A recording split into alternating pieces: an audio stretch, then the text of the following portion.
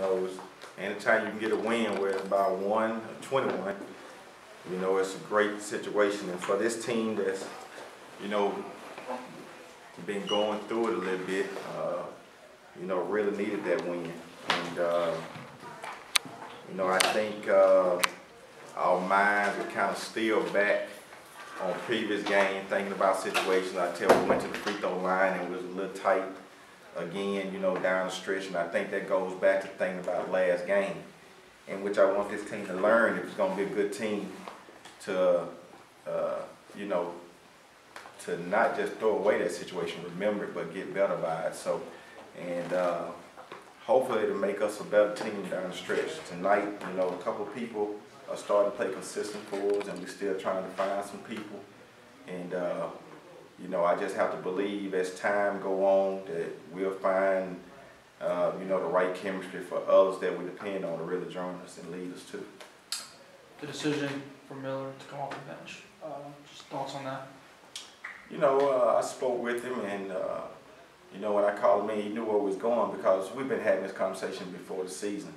Because even when we looked at stats, and you know, we know that he's been better coming off the bench, even from, you know, look at last year and then starting the second half, what he did in the second half versus not starting. So we know that typically from stat standpoint that he's better coming off the bench.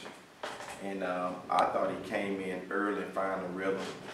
And but one thing I think is that now don't want him to feel like that he got to come in and have a magic wand either.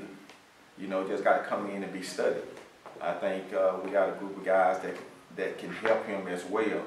So and he has the green light to take some threes. That won't change. It'll be just like last year. He just got to find himself right now.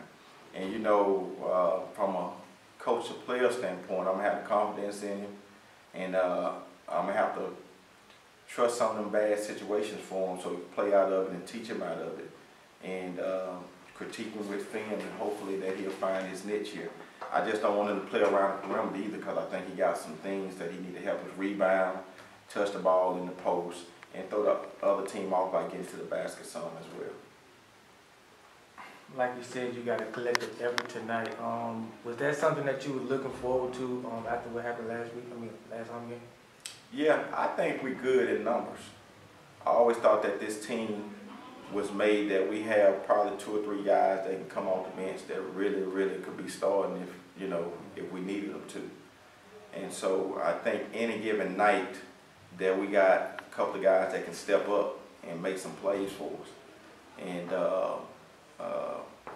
I never thought that, you know, some of the guys that we're dependent on early in the season to kind of be struggling right now. And I think that's been the difference. But I think if this team finds its niche with those guys that come off the bench that's capable of starting if we had to start them. And, you know, when we all get that chemistry, and I think this team has a chance to be pretty good. You know, looking at the game today, we made the adjustment, and I don't know if that adjustment is the reason why we won or not. I really feel like if, you know, possibly starting Miller, we probably still could have won the basketball game. So I'm not saying that that adjustment is totally it. We just trying to find him to play better. Not to say that we won't go back to him starting again. And I think another thing is Mitchell starting to get more confidence in himself coming away from his injury. If we can get him going and be another inside threat, I think we'll be okay. And you know, at the end of the day, you know, who I look at a lot too is Calvin Goffin. I think that, you know, we're going to go to him, and he's a good talent out there, but I think that he's still learning, and I think he can fill some gaps for us defensively that we're not being filled. And I think once he learned that end, it'll help us be a more consistent team too. Speaking of players stepping up, Cam and Trey, they actually had big nights. Cam, I guess you could say game high 12, and Trey with a team high 8 rebounds. He's talking about their effort tonight. Well, we often talk about Trey Lynch rebounding from a guard spot. He played much bigger than what he is. He got very good bounce, and you know, I always say he's a very good rebounding guard, and so I'm not afraid to play what people might think small, when him out there as a third guard sometime, being the tallest third guard, you know, because he plays a lot bigger. And that's a guy that I think capable of scoring the basketball. And I think that he's still smoothly trying to find his way. And as it go, I look for him to have the green light to shoot the ball a little bit more. You know, Ashley, I think at the end of the day, he don't put up as many attempts, but I think he may be one just as maybe our best shooter as it relates for shooting behind the arc. And so, and Cameron is, you know, he's, you know, Cameron against a team. The deal with Cameron is that we know he's a smart basketball player. So when you play a team with light sizes, he can play more because he's a small guard, not very athletic, but he's tough. But when you have it matched up against 6'5", you know, you can't play him that much. You got to have him in different rotation. He's not quite fluid enough to handle one, but he knows what's going on. He is the team overall leader. And today we was able to move him around at the 4 and get him in some spots where he was able to score over some people as well. You know, and I expect that out of him. And I expect when he's not in the game, because of matchup situation, for him to continue to lead this team. He is a very vocal guy in the locker room.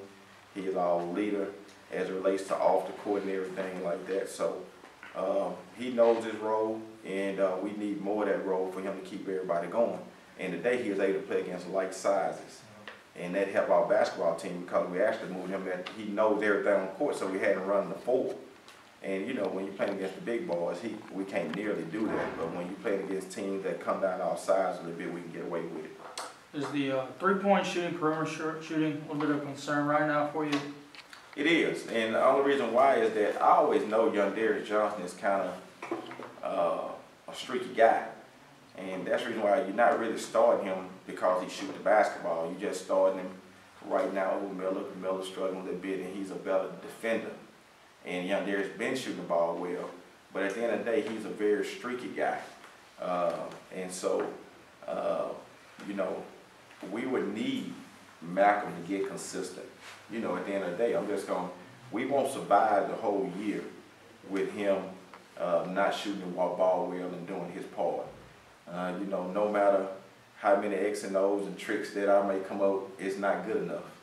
You know, we're going to need him to shoot the basketball. And I think the other guys shoots the ball considerably well. I think Trey Lynch shoot the ball where you have to respect him. And I think Traylon shoot the ball enough where you have to respect him. And the only difference between, I think you see Trey Lynch can get his own shot a little bit as well. And then you see that Traylon can get his shot and create for others. So I think that's the difference. And Malcolm usually is just a guy that get his own shots. Somebody have to help him get his shots. He have to come off the screen. He have to be open. So that means when you play that role, you definitely have to be consistent in shooting the basketball. 5 turnovers, the team seemed to protect the ball well tonight as well. You know, the style of ball we play, I always tell, I tell those guys that we're going to create some turnovers. Because we do want to get up and down the court a little bit. We do want to throw it over the top a little bit. So I expect our team to have some turnovers. This team didn't really ball us defensively, probably like some other teams will. I think they were trying to get back in transition so we wouldn't get a lot of layups and playing underneath us. But it was a good job tonight. And but I think, you know, I always say I want to keep those turnovers low even though we're a running team. So we don't get in double digits or stay under 12 for the style of ball that we play. I think we'll be all right.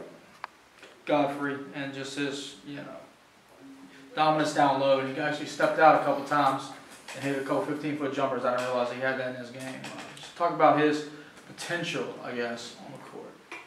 You know, he's probably strength, talent-wise, running, jumping. He's the best we have. It's just about him learning the game. He's been slow to learn how to execute the game, you know, how to get to those spots and everything. And that's been our problem with him. And a lot of calls be for him, but he forgets where to go. So, you know, y'all probably hear me call his name a lot because he went the wrong way. So I think over time, and we're going to make that mistake some more times. I know he will. But I think, you know, once we get 3 or 4 more games on our belts in distress, hopefully that'll help him settle down and know where to go. I think his thing is, I want him to be the heartbeat of this team. And when you're the heartbeat, I mean, I think that he get enough touches offensive wise, but it's some defensive plays and snagging a rebound, coming over and help, and not getting lost. But I think if he can start bringing attention and helping his team defensively, I can look for him. I should be able to look at the stats, and he got 5 defensive boards every night because he's cleaning up and he's talking. I think that's the missing attraction, and that's kind of like that toughness or that heartbeat that we need for this team to be good. He's one of the few guys that can go outside his area and rebound the ball. You know, Javon and Frank, if they probably ball don't come to them, they're not getting it. And that's probably maybe one of the downfalls of this team. So we're going to need, you know, some guys, and we're going to need him to do all that. You know, when you blessed to do some things, you know, you got to step up and do it. And we need him to bring that dimension to this basketball team. How good was it to get that bad taste out of your mouth and back on the court just a couple days later? We needed that. You know, I don't want it to be mental with the guys because, you know, early on, before, with no pressure in the game, still stepped up and missed free throws, and guys that usually make them for us.